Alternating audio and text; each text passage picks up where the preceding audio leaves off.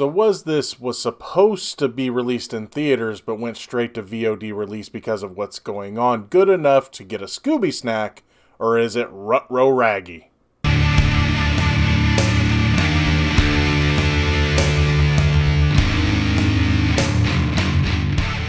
Hey everybody, what's going on? Welcome to an all-new Talkin Movies. As always, I'm your host, the real Gino Reynolds, and today we're going to be talking about the newest version of Mystery Inc. That's right, we're going to be talking about the return of Scooby-Doo in Scoob. And I use the term return of Scooby-Doo loosely because, as I'll talk about in a minute, this movie is so much more than just Scooby and the gang. I will warn you, there's probably going to be some mild spoilers in this. I won't give away everything, but there is a couple things I have to talk about that might be considered spoilery. Now, do I recommend this movie?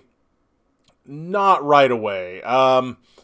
See, you can rent it for $19 right now, or $20. I guess it's $19.99, or you can buy it for $25.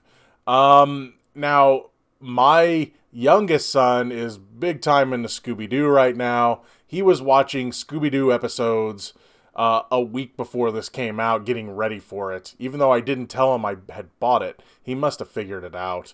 Also, my other son really liked it as well. Not as much as my youngest, but and me, I enjoyed it for the most part for the nostalgia trip.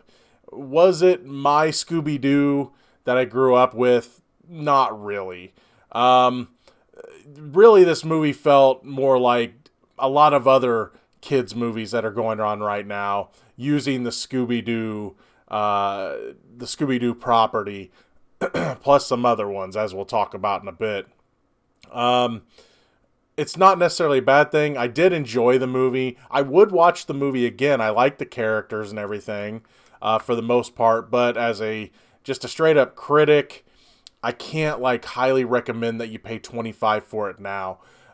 So if you're really wanting to know nothing about it, I would say if you got kids in the house, it might be worth it, because especially to buy it. Don't do like I did for Trolls and spend $20 to rent it for 2 days. It's ridiculous. But the fact that they gave everyone the option to buy this, I really enjoyed. Yeah, and it was $5 more. That's about what you pay for a DVD anyway. So hey, I would say if you got kids in the house, it might be a fine purchase, especially with the way the world is right now. If you're a big-time Scooby-Doo fan, again, you'll get a nostalgia kick out of it, but it's not going to be everything I think you're hoping for. They're definitely bringing it up to these times. It's not what you grew up with. And also, but it doesn't go as far in one way as, say, the Mystery Inc. cartoon, where you're not talking about, relationships and all that stuff. The only relationship this movie ever is really focused on is Scooby and Shaggy. They don't even do Fred and Daphne in this, that I noticed. I mean, maybe a little bit, but it wasn't ever a focal point. So I recommend it, especially if you got kids, but if you don't and are a fan of Scooby-Doo, you can probably wait. So anyway, that's the end of the, again, I'm not going to be a big-time spoiler of this movie, but I don't want to spoil everything for you, but I am going to probably spoil a little bit, especially when it comes to characters. So what this movie is about is Mystery Inc. is getting popular, and they are wanting to turn it into a business where they actually make money. So they actually get a celebrity to say he would bankroll them, and it ends up being Simon Cowell. And of course, Simon Cowell acts like Simon Cowell, where he basically says, well, there's money in Velma, Daphne, and Fred, but they can drop Scooby and Shaggy. And he says, if you drop them, I'm going to invest in you. If not, I can't invest in you. And what's funny is they never agree to drop them. But then all of a sudden, Shaggy and Scooby are acting like, oh, they've left us. They never really say, yeah, we're going to get rid of them. No, they talk about, it's like, we can't get rid of Shaggy and Scooby. They're a part of the team. And part of the movie actually focuses on what part of the, what they represent in the team. And that was something I liked in this movie. I mean, it's something you kind of already knew. It's like, well, Fred is this, Velma is this, Daphne is this. Well, this is what Shaggy and Scooby are. And I thought that worked really well. Now, to talk about something... Okay, I'm not going to say I disliked the voice cast.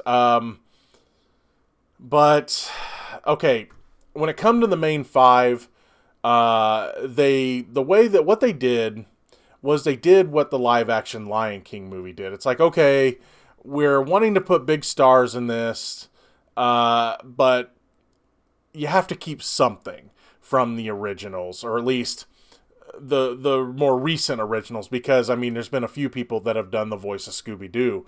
Frank Welker is the current voice of Scooby-Doo for the cartoon, so they decided to keep him, and everyone else has been replaced. Okay, the cast is fine. It's fine, but see, for me, okay, Will Forte was fine as Shaggy. Okay, I didn't dislike him, but when I think of Scooby, I don't want him without Shaggy, right? And this movie even is like, they are together. They are a pair. They should never be separate. And honestly, that's the way I think of them as well. I already did. So part of me felt that way. That should have been the way they went with the voices as well. Matthew Lillard, who has publicly said, I'm disappointed. He's like, look, I wish him all the best. I hope the movie does well. But he goes, he felt, he said he was, I don't know if insulted is the right word, but he was sad that they didn't approach him to be Shaggy.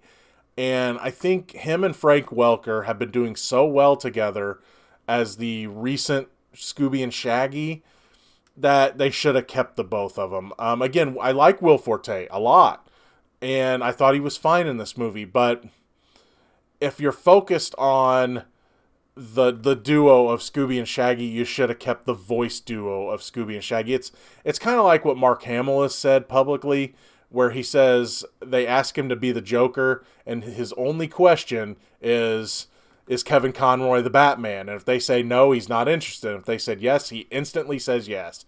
And I know this isn't as an iconic duo, voice-wise, as those two for Batman the Animated Series and everything else, but for me, the two of them together should have stayed together, and I think they weren't so wise not to get Matthew Lillard involved in this, because from the live-action movies, and then he takes over the cartoons, he has been Shaggy. He is Shaggy. And yes, is he original? Of course not. I mean, Scooby and Shaggy have been around for a long time, but not having him involved in this, and you have Frank Welker involved in this, if they would have replaced Frank Welker, I still think it wouldn't have been as wise, but it would have been a little less slighting for me, because I would have rather them two stick together. If you're going to have Frank Welker, you should add Matthew Lillard.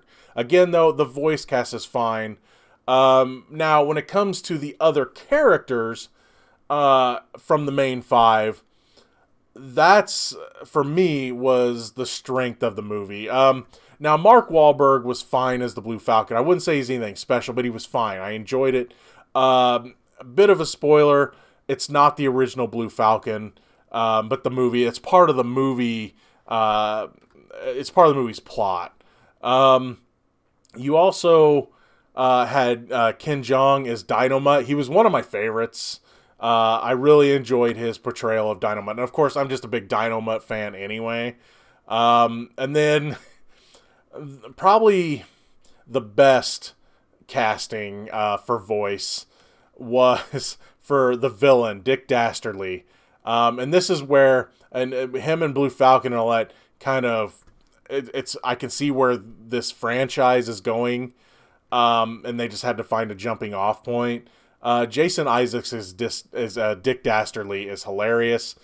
They do use Dick Dastardly to, at least in one part, bring some of the adult humor in, especially his name, which had my youngest son rolling, which made me go, dear God, he knows more than I think he knows when it comes to the world. So, but I really enjoyed Jason Isaacs as Dick Dastardly. He was such a fun villain. I got tired of cartoons not having a real villain, especially from Disney has done that a lot, where it's like, well, they're not really the villain. No, if Sonic the Hedgehog and this movie can prove, the two of them prove that you can still have great villains. Not everybody has to be redeemable, right? Now, Jason Isaacs' portrayal of Dick Dastardly, there's actually a heartfelt story involved.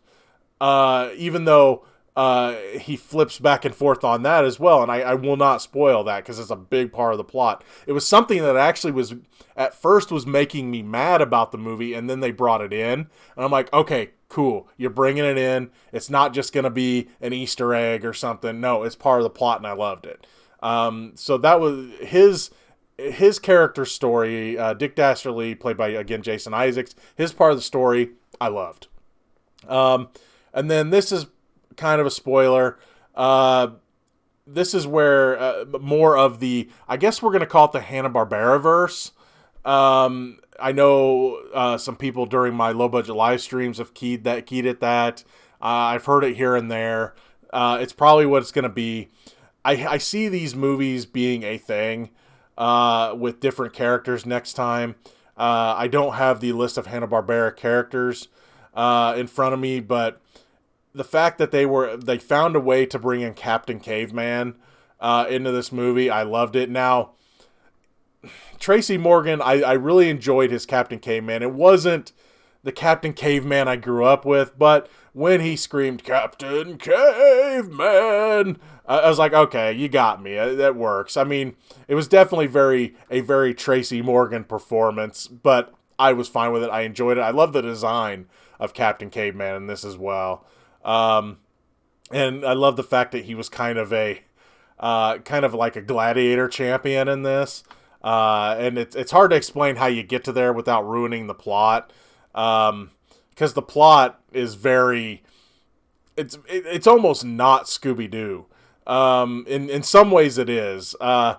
But so Tracy Morgan's Captain Caveman, I enjoyed him as well. There were a ton of Easter eggs when it comes to other Hanna-Barbera properties, which makes me hope that they're going to do like the Mystery Inc. show did, where they started bringing in other Hanna-Barbera characters.